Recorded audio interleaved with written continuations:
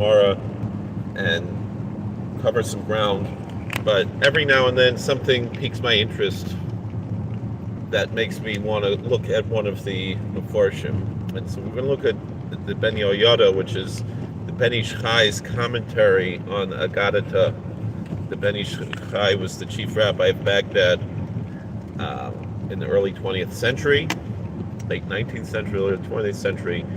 Rabbi Yosef Chaim of Baghdad, and he's commenting here on the section of the Talmud that I often like to quote. Actually, quite often I'm called upon, thank God, to have a special mitzvah to do with helping in the Gvur of a Meis mitzvah, and particularly when there are people who are in institutionalized persons.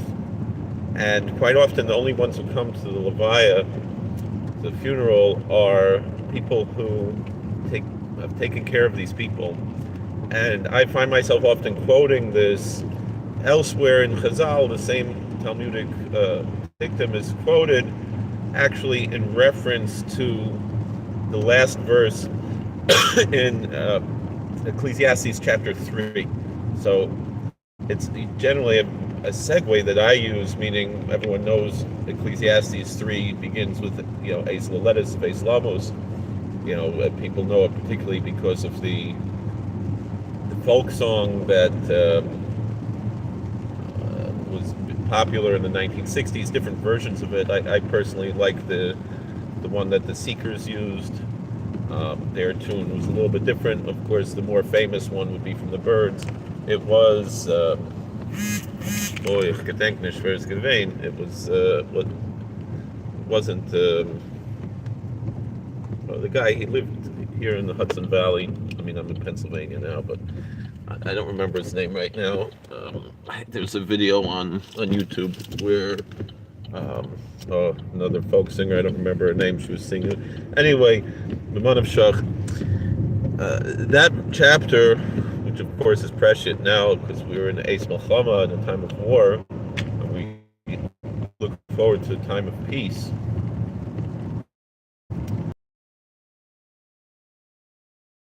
Mentioned there that, but then the chapter goes on, and so I read, clergy like to read that beginning part with all the times, but I go all the way to the end, and then it says that God seeks out one who is pursued. And so elsewhere in the Talmud, I wonder if you can find that here, the other Talmudic citations. I guess also Baba Kama Kufyates? No. Whatever it is. It's also Baba. So we're in Baba Kama Tzadik Gimel. Baba Kama 93a. It says, I'm Rabbi Abahu. Rabbi Abahu says the following. I think this is a great message that we need to embrace right now. This is something I need to learn because I'm sometimes guilty of violating this. A person should always be from the pursued and not from the pursuers. Even though a lot of people, I understand, play down the victim mentality, but there's a famous story in the Holocaust of the Kreuzberger Ravs, the Nazis, they were stomping on his car. We lost the live stream. So the Talmud says, Rabbi Abahu says, be from the victims and not the victimizers, from the ones who are being pursued and not the ones who are pursuing others. And the reason for this, it represents this archetypical concept that the rabbis say, and again it says, one who is sought out, who is chased. It says there's no bird that is more hunted, that's more pursued than pigeons and doves, baby doves. However, Scripture tells us that the only birds that could be offered in the Holy Temple were pigeons and doves, young doves. So I want to look at the Ben Yehoyada, again, early 20th century from Baghdad. A person should always be from those who are chased after and not those who chase after others.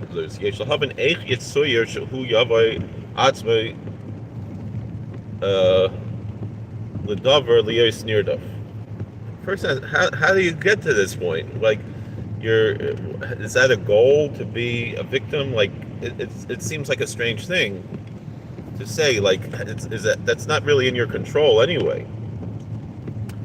Near Libis Yata Deshmaya, and it's an inimitable fashion. The Ben Ish Chai says it appears to me with divine assistance. Kugoin Mash is Damin Be'inyan Amas. Tzorech Livseik Al Kol Echad Ve'echad. So he's a very interesting thing. He's talking about tax collection, that there is an audit that's done to see how much a person's income is, or other things that decide this, of how much taxes a person has to pay based on his income. So the poor are not giving, they're paying something, they're still paying into the tax system, and the taxes are taken out, but then the question is, are they,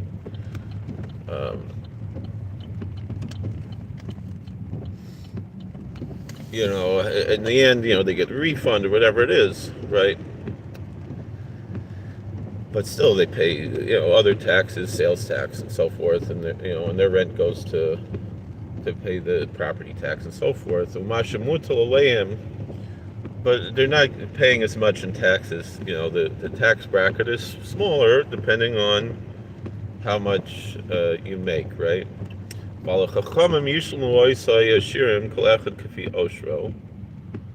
these wise people, so the rich people pay their share, and that's how it works. But I never learned this before, this Ben Yoyada.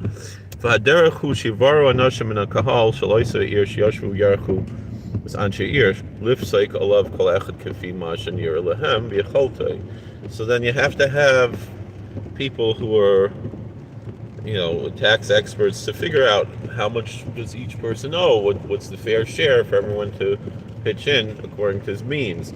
So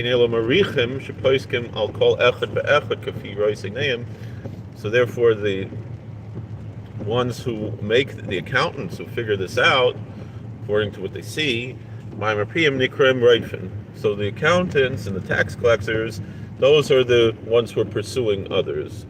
But the ones who are, being assessed and paying the taxes, those are the victims, so to speak.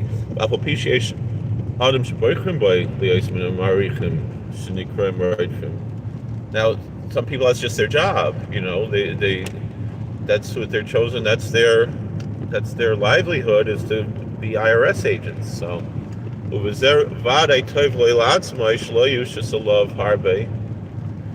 it's good for him that he doesn't, take too much into his account. But it'd be better for him to be from the taxpayers and not from the IRS agents, right? Even though that it's possible that they could be forcing people to pay more than they need to and stuff like that. All right.